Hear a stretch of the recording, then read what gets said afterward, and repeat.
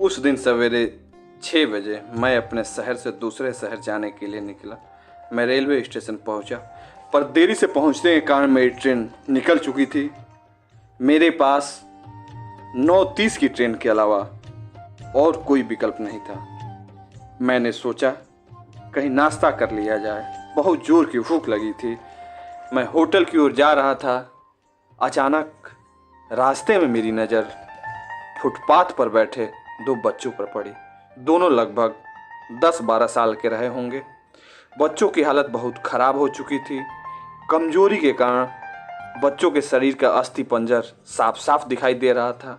वो भूखे लग रहे थे। छोटा बच्चा बड़े को खाने के बारे में बार बार कह रहा था। बड़ा उसे बार बार चुप कराने की कोशिश कर रहा था। मैं अचानक रुक गया। दौड़ती भागती जिंदगी में मानो ठहर सा गया। उनको देखकर मेरा मन भर आया। सोचा इन्हें कुछ पैसे दिया जाए। मैंने उन्हें 10 रुपए देकर आगे बढ़ गया, लेकिन तुरंत मेरे मन में एक विचार आया, मैं कितना कंजूस हूँ। 10 रुपए, केवल 10 रुपए, क्या होगा इन 10 रुपयों में? चाय तक ढंग से नहीं मिलेगी। स्वयं पर शर्म आई। फिर वापस लौटा। मैंने बच्चों से कहा, कुछ खाओगे? बच्चे थोड़े असमंजस में पड़े।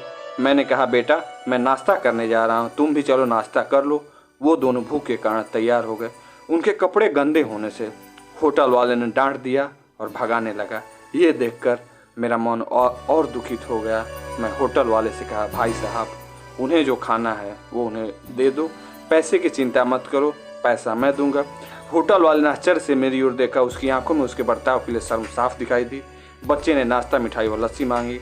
सेल्फ सर्विस के कारण मैंने नाश्ता बच्चों को लेकर दिया। बच्चे जब खाने लगे उनके चेहरे की खुशी कुछ निराली थी। मैंने बच्चों को कहा, बेटा अब जो मैंने तुम्हें पैसे दिए हैं उससे 1 रुपये का शैम्पू लेकर हैंडपंप के पास नहा लेना। फिर दोपहर शाम का खाना पास के मंदिर में चलने वाले लंगर में खा लेना। और मैं नाश्ते के पैसे देकर अपनी भागती दौड़ती दिनचर्या में फिर से बढ़ निकला। वहाँ आसपास के लोग सम्मान के साथ देख रहे थे। होटल वाले के शब्द आदर में परिवर्तित हो चुके थे। मैं स्टेशन की ओर निकला। थोड़ा मन भारी लग रहा था। मन थोड़ा उनके बारे में सोचकर दुखी हो रहा था। रास्ते में मंदिर आया। मैंने मंदिर की ओर देखा और कहा, हे भगवान आप कहाँ हो? इन बच्चों की ये हालत, ये भूख, आप कैसे चुप बैठ सकते हैं? दूसरे ही क्षण मेरे मन में विचार आया, पुत्र अभी तक जो उन्हें नाश्ता दे रहा था वो कौन था? क्या तुम्हें लगता है तुमने वह सब अपनी सोच से किया है? मैं स्तब्ध हो गया। मेरे सारे प्रश्न समाप्त हो चुके थे। ऐसा लग रहा था जैसे मैंने ईश्वर से बात की हो। मुझे समझ आ चुका था कि हम लोग केवल निमित्त मात्र हैं उस प्रभु के क्रियाकलापों का। वो महान है। भगवान हमें किसी की मदद करने तभी भेजता है जब वह हमें उस काम के लायक समझता है। किसी की मदद को मना नहीं करना चाहिए, जैसे भगवान के काम को मना नहीं किया जाता है। अतः आपको कोई भूखा या लाचार मिले, आपसे कुछ खाने के लिए मांगे, तो आप अपनी सामर्थ्य के अनुसार मदद जरूर करें, क्योंकि स्वयं भगवान ने आपको इस कार्य के लिए चुना है।